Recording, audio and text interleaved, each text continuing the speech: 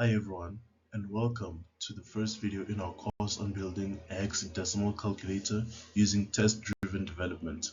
In this video, we'll define and list functional requirements of our calculator. By the end, you'll have a clear idea of what features we need to implement in the test. What are functional requirements? Functional requirements define what a system must do.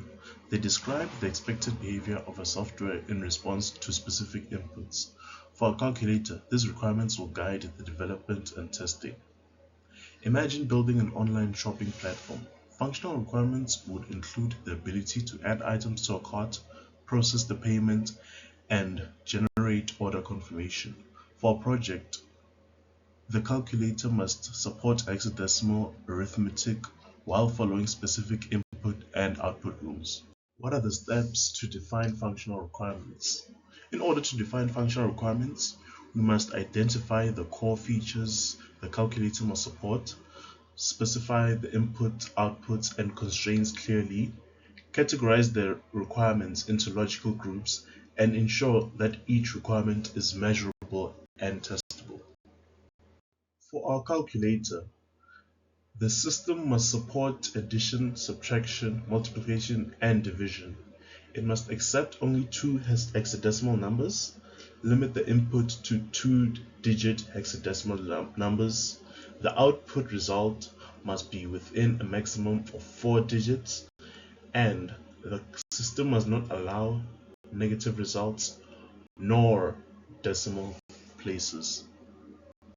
Let us group similar requirements together into categories. This will help us manage them efficiently during development and testing.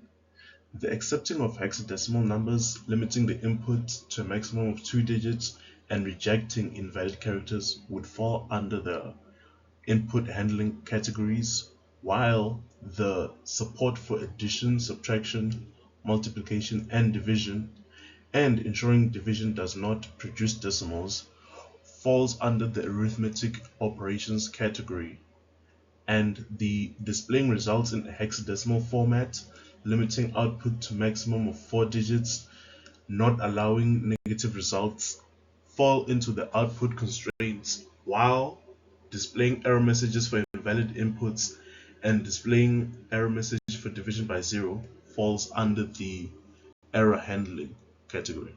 Let's recap. We have defined what functional requirements are and why they're important. We have identified and categorized the key functional requirements of our hexadecimal calculator. We created a structured table for clear organization of our requirements. What are the next steps? In the next video, we'll set up GitHub and create a repository for version control.